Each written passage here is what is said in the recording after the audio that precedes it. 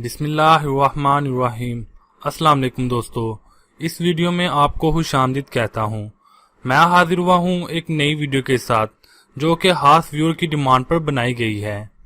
इस वीडियो में देखेंगे कि रिटर्न यानी कि गोशवारे कैसे ऑनलाइन सबमिट किए जाते हैं।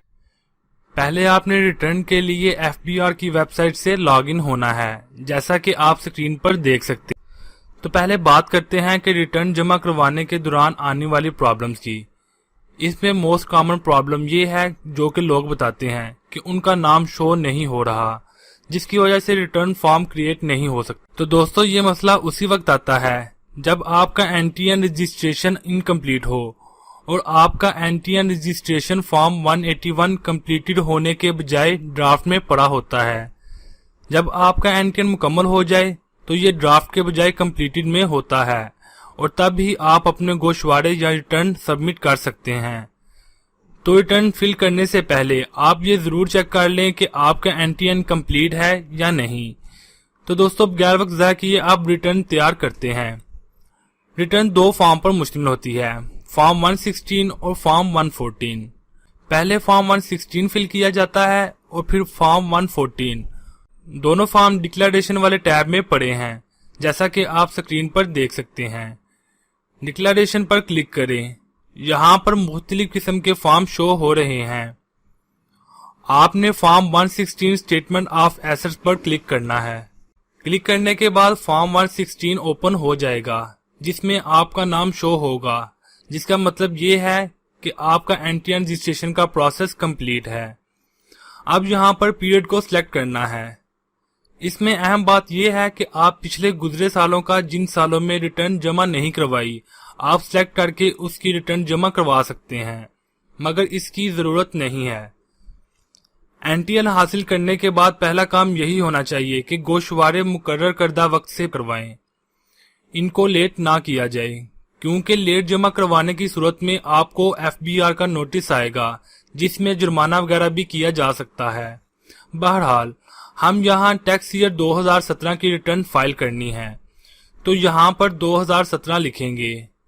2017 लिखकर जैसे ही आप सर्च आइकॉन पर क्लिक करते हैं तो ये आपको टैक्स ईयर 2017 की स्टार्ट और एंड डेट शो कर देता है, जो कि 1 जुलाई 2016 से 30 जून 2017 है।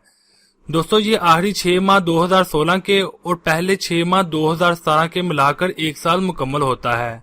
जबकि कुछ लोग ये समझते हैं कि 1 जनवरी से 30 दिसंबर तक एक टैक्स ईयर मुकम्मल होता है।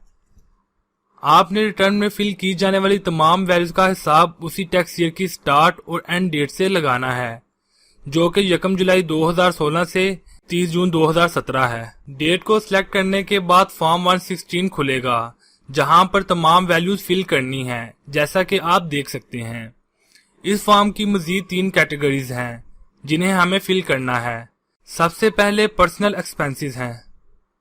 दोस्तों, ये वो अखराजात हैं जो आपने अपनी जात पर खर्च किए हैं। दोस्तों, फॉर्म में ऐसी कोई चीज नहीं जो कॉम्प्लिकेटेड लगे। फॉर्म में 3 कॉलम हैं। पहले कॉलम में पर्सनल एक्सपेंसेस की डिटेल या नाम लिखा हुआ है, दूसरे कॉलम में इसका कोड है और तीसरे कॉलम में आपने इसकी वैल्यू लिखनी है। दोस्तों, ये रिटर्न मैं अपने हिसाब से फिल कर रहा हूँ और इसकी वैल्यू हाइड रखूंगा। इसकी अहम वजह यह है कि अगर मैं वैल्यू हाइड नहीं रखता तो यहाँ पर गलती का इम्कान होगा और बहुत से लोग सेम वैल्यू लिखकर अपना केस खराब कर सकते हैं, बजाय के वीडियो का फायदा होने के नुकसान होगा। अलबत्ता आपको साथ साथ बताता जाऊंगा। दोस्तों, एक मिसाल जहन में आ गई है, वो सुन ले पहले।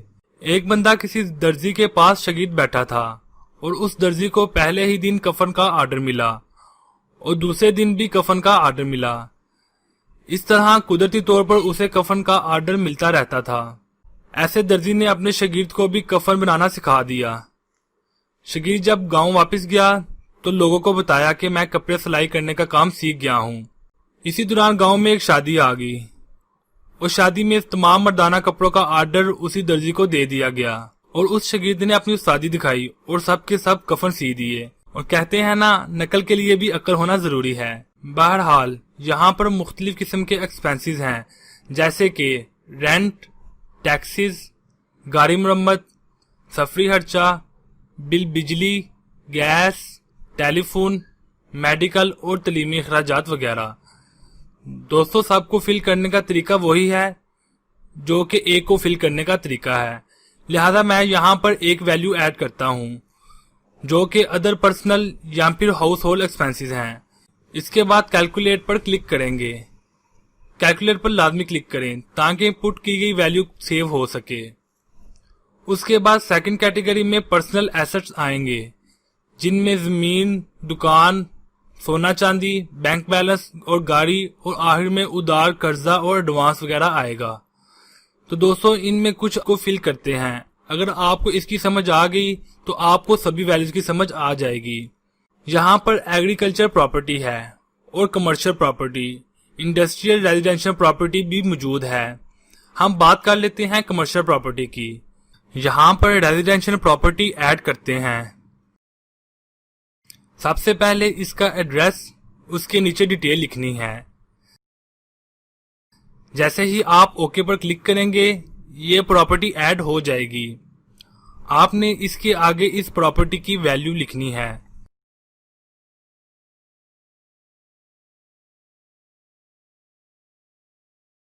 यहां से मजीद प्रॉपर्टी भी ऐड कर सकते हैं। सेम प्रोसेस करना है।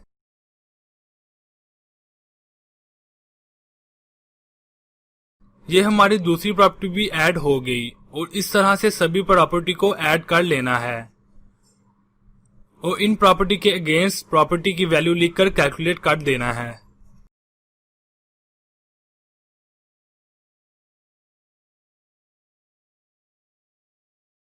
अगर आपके पास सोना या चांदी है तो आप उसे एनी अदर एसेट में शो कर सकते हैं। आपने ऐड पर क्लिक करके डिटेल लिखनी है। ओके करने के बाद ये डिटेल ऐड हो जाएगी और उसके आगे इसकी वैल्यू भी लिखनी है। हर दफा एडिटिंग के बाद कैलकुलेट पर लाजमी क्लिक करें ताकि वैल्यू सेव हो जाए। ऐसे अगर आपके पास कोई मोटर व्हीकल है तो इसकी डिटेल भी ऐड कर लें। ऐड पर क्लिक करने के बाद इसका रजिस्ट्रेशन नंबर और डिटेल लिखनी है।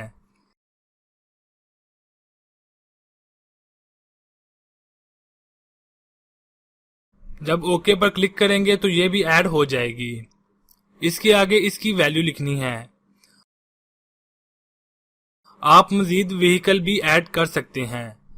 इस प्रोसेस में यहां पर एक व्हीकल ऐड करता हूं।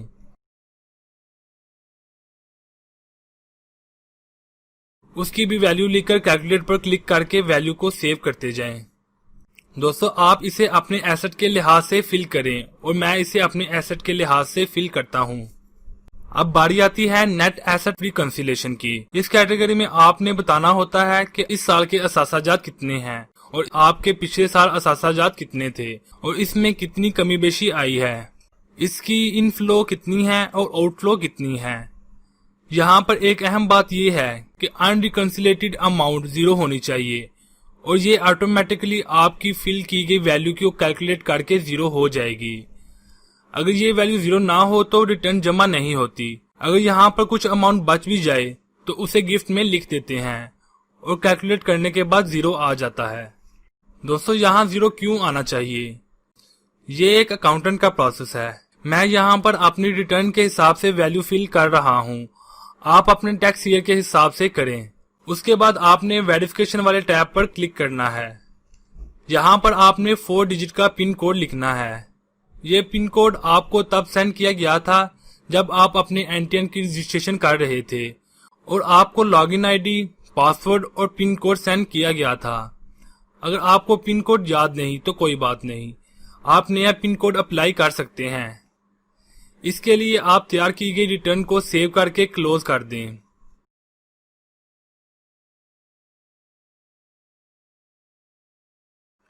उसके बाद आपने चेंज पिन पर क्लिक करना है। यहाँ पर न्यू पिन लिखनी है। मैं यहाँ पर 1122 लिख देता हूँ और कंफर्म पिन पर भी 1122 लिखकर ओके कर देता हूँ।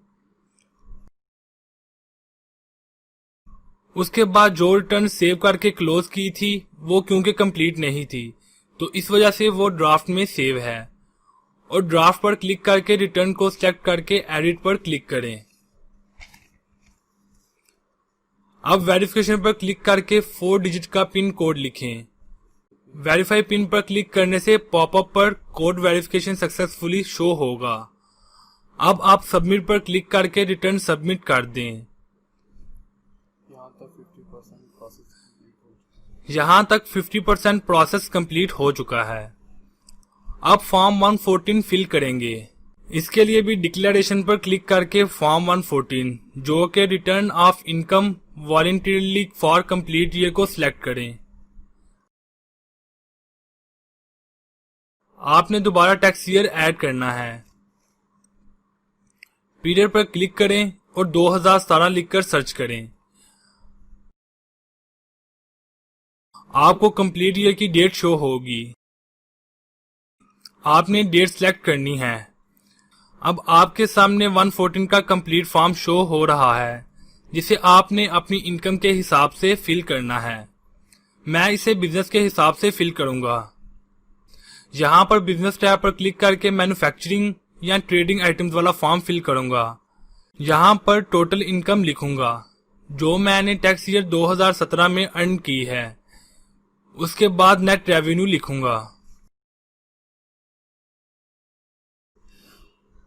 यहाँ पर ग्रॉस रेवेन्यू लिखूंगा और कैलकुलेट पर क्लिक करूंगा।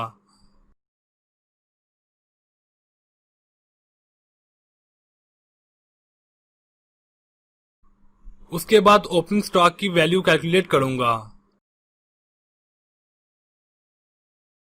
उसके नीचे ही नेट परचेजेस की वैल्यू फिल करके कैलकुलेट करूंगा।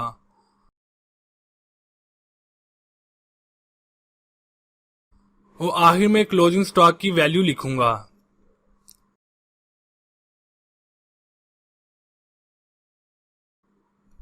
अब मैनेजमेंट एडमिनिस्ट्रेटिव वाले टैब को फिल करेंगे जिसमें मैनेजमेंट के हवाले से जितने एक्सपेंसेस हैं वो फिल करेंगे। याद रहे कि ये बिजनेस के हवाले से हैं। इसमें rent, taxes, labour salaries, travelling bill, gas, बिजली, पानी, मरम्मती काम और इस तरह की चीजें जो कि आपके मैनेजमेंट के खर्चे हैं आप वो फिल करें। मैं अपने एक्सपेंसेस यहाँ पर फिल कर देता हूँ।